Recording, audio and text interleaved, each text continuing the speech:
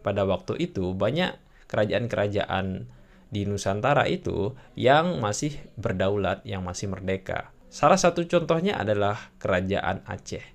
Nah, Kerajaan Aceh ini adalah salah satu kerajaan yang bikin Belanda itu pusing pada waktu itu. Karena sejarah dari penaklukan Aceh itu berlangsung sangat alot, sangat lama. Assalamualaikum warahmatullahi wabarakatuh. Selamat datang kembali di Cash Channel. Teman-teman, pada kesempatan kali ini kita akan membahas tentang sebuah kebohongan sejarah yang banyak dipercayai oleh masyarakat Indonesia.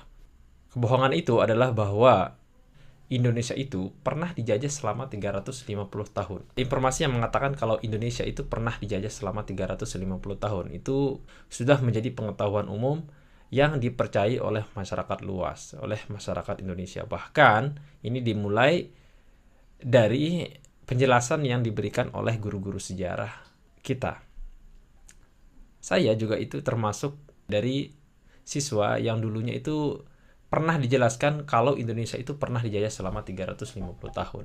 Akan tetapi, apakah memang pernyataan tersebut, informasi tersebut adalah sebuah kebenaran ataukah sebuah mitos belaka? Di episode kali ini kita akan bahas lebih jauh terkait hal ini. Jadi ayo kita mulai. Ada beberapa alasan yang kemudian membantah informasi ataupun sejarah yang mengatakan kalau Indonesia itu pernah dijajah selama 350 tahun. Dan sekarang ini banyak sekali sejarawan-sejarawan yang sudah membantah pernyataan tersebut atau informasi tersebut. Kalau misalkan pengetahuan ini dibiarkan menjadi pengetahuan umum, dipercayai oleh banyak masyarakat Indonesia, khususnya bagi para peserta didik, ini takutnya akan berpengaruh pada mentalitas mereka. Mereka akan percaya kalau misalkan bangsanya itu pernah dijajah selama itu, dan kemudian nanti itu akan menimbulkan rasa inferior atau rasa rendah diri dari siswa-siswi di Indonesia yang kemudian nantinya akan berpengaruh pada mentalitas kita sebagai sebuah bangsa. Informasi yang mengatakan kalau Indonesia pernah dijajah selama 350 tahun itu sebenarnya itu memang pernah diucapkan oleh Soekarno ketika pidato, akan tetapi itu semua itu bertujuan untuk membakar semangat orang-orang Indonesia pada saat itu untuk melawan penjajah. Jadi konteksnya itu pada saat itu untuk membakar semangat mereka, untuk menumbuhkan rasa nasionalisme mereka dan juga rasa patriotisme mereka. Dan itu konteksnya itu sedang masa konflik pada waktu itu. Makanya Insinyur Soekarno pada waktu itu mengatakan kalau Indonesia itu kita pernah dijajah selama 350 tahun gitu, supaya orang-orang Indonesia itu, masyarakat Indonesia pada saat itu marah dan ingin melawan penjajahan. Kalau misalkan kita hitung, Indonesia dijajah selama 350 tahun. Kita hitung mundur dari tahun 1945. Artinya, kita itu mulai dijajah pada tahun 1595. Tetapi masalahnya adalah orang Eropa pertama yang sampai di Kepulauan Nusantara tahun 1596. Artinya apa, teman-teman? Di tahun 1595 itu belum ada satupun orang Eropa, orang Belanda itu yang sampai di Nusantara, yang sampai di Kepulauan Nusantara pada waktu itu. Belum ada satupun.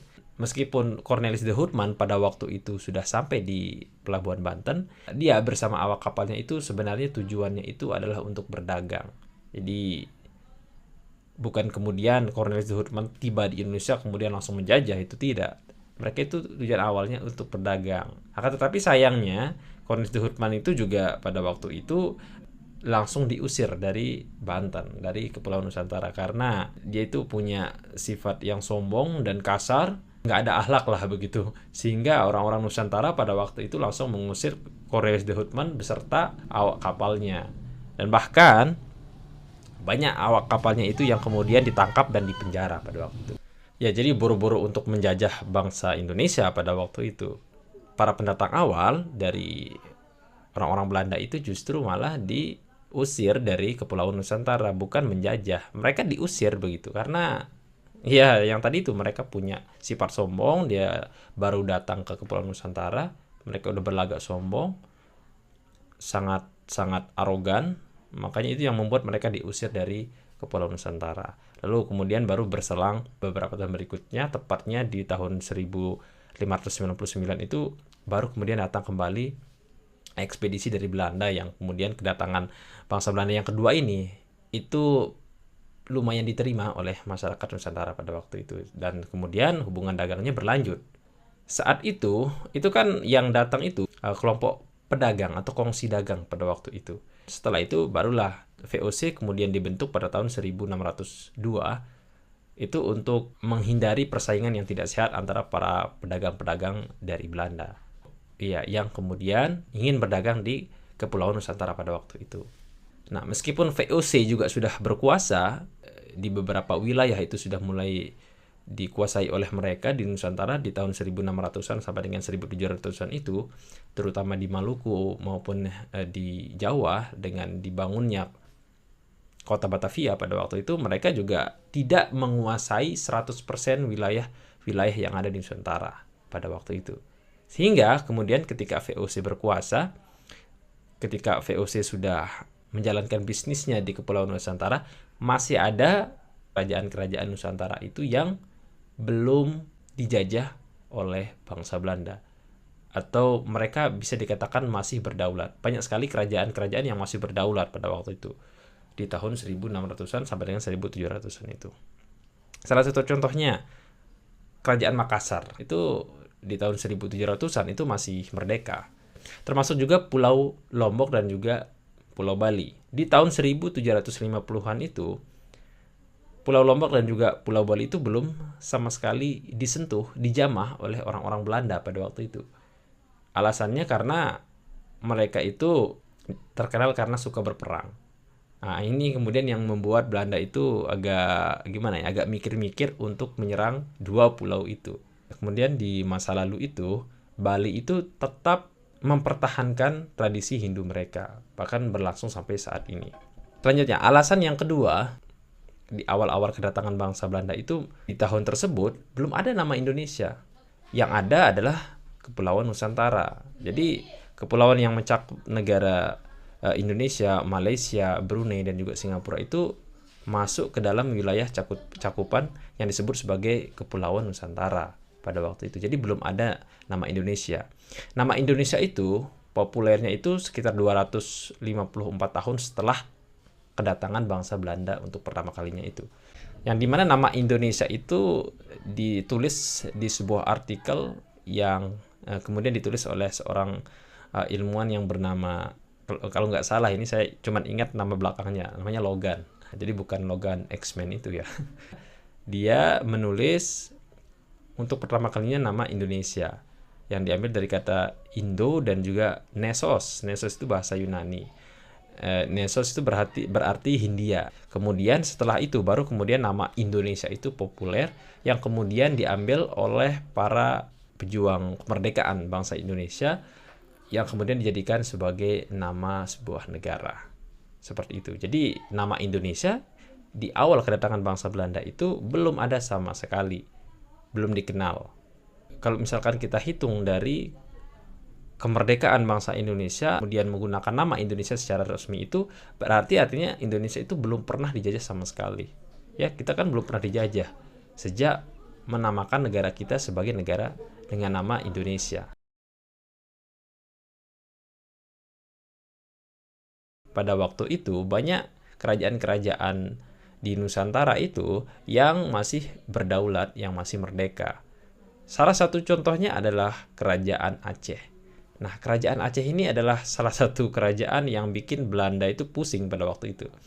Karena sejarah dari penaklukan Aceh itu berlangsung sangat alot, sangat lama. Aceh adalah salah satu kerajaan yang sangat sulit ditaklukkan. Sehingga penaklukannya itu dari awal kedatangan bangsa Belanda di tahun 1600-an itu, Aceh baru menyerah. Baru kemudian bisa dikatakan dijajah itu pada tahun 1912. Jadi kemudian banyak para peneliti, para sejarawan yang menghitung kekuasaan Belanda itu terhadap Nusantara itu atau Indonesia benar-benar kemudian dikatakan sebagai bangsa yang dijajah itu setelah penaklukan dari Kerajaan Aceh, dari Kesultanan Aceh pada waktu itu, yang kemudian dihitung dari tahun 1912 sampai dengan 1942. Bukan 1945. Karena kan dari 1942 sampai dengan 1945 itu yang berkuasa bukan Belanda, melainkan Jepang. Maka Indonesia itu dijajah selama 30 tahun saja. Kalau misalkan kita lihat juga sebelum tahun tersebut, antara tahun 1600-an sampai dengan 1945 itu diselingi oleh masa negara-negara Eropa yang lain seperti Inggris dan juga Perancis. Karena Inggris dan juga Perancis juga pernah menjajah Indonesia.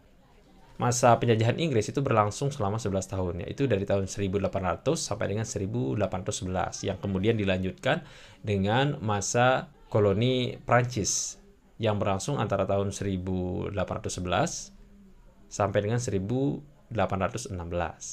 Jadi selama 5 tahun Prancis ini berkuasa di Nusantara, yang kemudian dilanjutkan lagi oleh Belanda dari tahun 1816 sampai dengan 1942. Itu saja teman-teman. Terima kasih sudah menyaksikan dan wassalamualaikum warahmatullahi wabarakatuh.